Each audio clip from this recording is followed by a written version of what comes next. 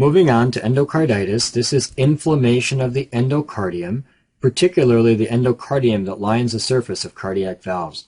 Now recall that the heart basically contains three layers. There's an endocardium, there's a myocardium, and then there is a epicardium. Remember that the endocardium lines the inner surface of the heart. It's basically a single layer of cells sitting on top of a basement membrane. They're basically endothelial cells. And that this endocardium also lines the surface of the cardiac valves as they project out. And so in endocarditis, you're going to get inflammation predominantly on the surface of those cardiac valves. Now this is usually due to bacterial infection, not always, but usually. The first high-yield bug to be aware of is Strep viridans. This is the most common overall cause of endocarditis, and it is a low virulence organism. Now that's important because, number one, therefore, it can only infect previously damaged valves. For example, if the valve is damaged by chronic rheumatic heart disease or mitral valve prolapse, then and only then will this low virulence organism be able to infect it. And number two, because it's low virulence, it results in small vegetations that will not destroy the valve. And so that's particularly high yield, but all of that's based on the low virulence of the organism. In fact, the endocarditis caused by Strep viridans is also called subacute.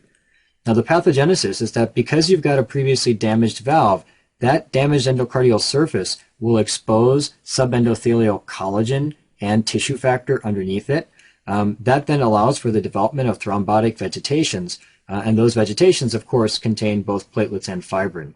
Now these vegetations, they act as a trap for bacteria whenever there's transient bacteria in the blood.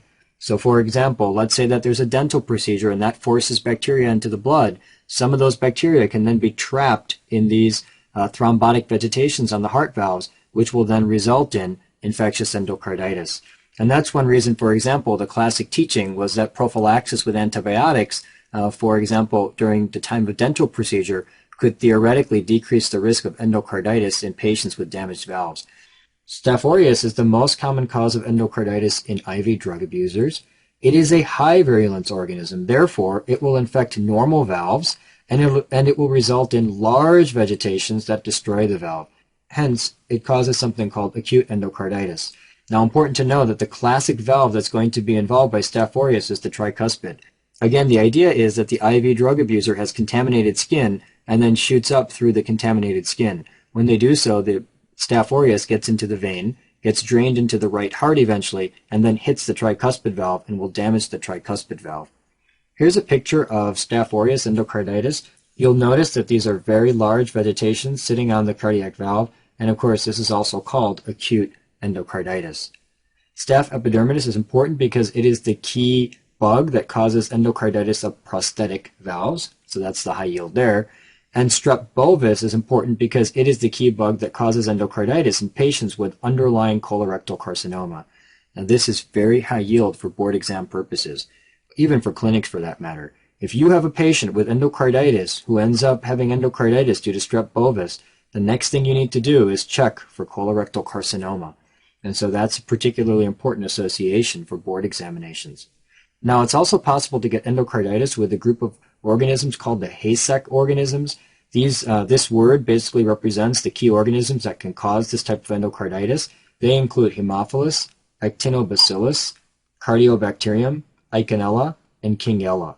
And the key thing about this endocarditis is that it gives you endocarditis with negative blood cultures. And that's, of course, because these organisms are particularly difficult to grow.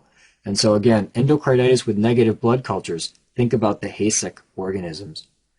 Clinically, irrespective of the cause of endocarditis, patients generally have fever, and they also have a murmur. Now, the reason they have a murmur is because they've got these vegetations on the cardiac valves, which is then going to disrupt flow across those valves. In addition, they can get septic embolization of the vegetations on the valve. Now, again, the idea is that if this is the valve coming off the wall of the heart, you've got these vegetations sitting on top of the valve, and of course, the vegetations are going to be flapping up and down with the valve. And so these vegetations can be shot off into the circulation, and when they're shot off into the circulation, that would eventually result in septic emboli of these tiny pieces of bacteria. Complications of septic embolizations include Janeway lesions, and these are erythematous non-tender lesions on the palms and the soles, and Osler nodes, which are painful lesions on the fingers or toes. And the way to remember this is ouch, ouch, Osler. And so that's the one that's painful, if that helps you. In addition, you can get splinter hemorrhages in the nail bed, and that again would be due to septic embolization. And so these are some of the key findings that arise with septic embolization.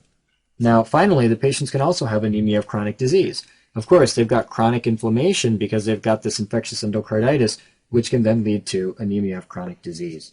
Now, the laboratory findings are that the patient will generally have a positive blood culture. There will be the findings of anemia of chronic disease, and just recall that if they have anemia of chronic disease, that's going to be generally a microcytic anemia. And so the hemoglobin would be low because there's anemia. The MCV would be low because it's usually microcytic. Of course, in this particular case, you've got acute phase reactants being released by the liver. One particular acute phase reactant would be hepcidin. Remember, hepcidin is high yield. It trapped iron in the storage sites. And so when iron is trapped in the storage sites, the ferritin will be high. Because the ferritin is high, the TIBC will be low. And in addition, because there's no access to iron from the storage sites, the bone marrow will begin to take iron from the blood. And so the serum iron will decrease and the percent saturation will decrease. Now, in addition, transesophageal echo can be used for detecting lesions on the valves. And this is a very good way to be able to look for those vegetations on the valve that are so characteristic of endocarditis. Another type of endocarditis is called non-bacterial thrombotic endocarditis. The name tells you a lot. It's not due to bacteria. Instead, you get thrombotic vegetations on the cardiac valves. These are sterile vegetations. They generally are associated with a hypercoagulable state or an underlying adenocarcinoma in the patient. These vegetations usually arise on the mitral valve along the lines of closure, and they'll result in regurgitation. Liebman-Sachs endocarditis is particularly high yield. We've discussed it previously. This is where you get sterile vegetations in association with lupus. Now, the most important thing here is that if you've got this valve, you get vegetations on both sides of the cardiac valve. And when you get vegetations on both sides, that's highly characteristic of Liebman-Sachs endocarditis. Again, it usually involves the mitral valve, and it's going to result in mitral valve regurgitation.